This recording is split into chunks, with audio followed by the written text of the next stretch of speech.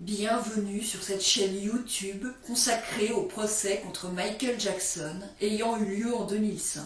Sur cette chaîne, je résume le procès jour après jour en m'appuyant sur la retranscription du procès venant du tribunal de Santa Maria en Californie. Si vous ne l'avez pas déjà fait, je vous recommande fortement de visionner mes vidéos précédentes afin d'avoir une vision précise du déroulement de ce procès et de prendre connaissance de l'ensemble des informations. Dans la vidéo d'aujourd'hui, je vais résumer le déroulement du procès le 27 mai 2005, 61e jour du procès après la sélection du jury. L'interrogatoire de Craig Bonner se poursuit. Craig Bonner identifie des photos prises dans la chambre de Michael Jackson.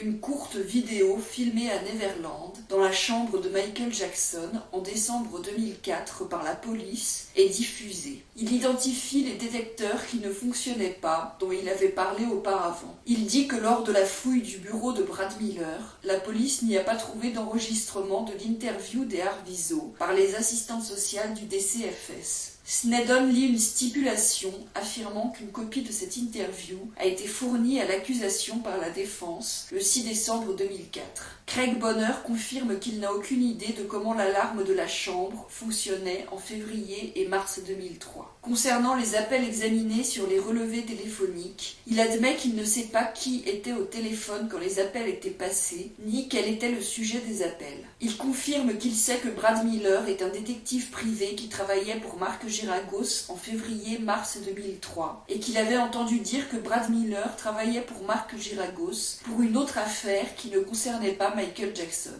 Robert Sanger fait remarquer, en s'appuyant sur les relevés téléphoniques, que le 30 novembre 2002, il y avait déjà eu un appel du cabinet de Marc Geragos à Brad Miller, et même chose le 5 décembre 2002. Craig Bonner admet qu'il ne sait pas combien d'appels entre Marc Geragos et Brad Miller concernaient l'affaire Arvizo. Il admet qu'il y avait déjà eu des appels entre le bureau de Brad Miller et celui de Marc Geragos avant le 4 février 2003. Il dit qu'il connaît au moins 2 avocats du cabinet Geragos. L'accusation rappelle comme témoin Steve Robel. Il confirme qu'il a interviewé Gavin Arvizo avec Paul Zélis le 6 juillet 2003 et que l'interview de Gavin a été filmée. Le juge annonce que la vidéo de Gavin va être diffusée seulement pour observer le comportement et l'attitude de Gavin. Ces déclarations ne doivent pas être considérées comme étant forcément la vérité. La vidéo de l'interview de Gavin par la police, qui dure 1 heure et 4 minutes, est diffusée. Steve Robel confirme que c'était une interview et pas un interrogatoire, et il admet que cela peut éventuellement entraîner un comportement différent de la personne.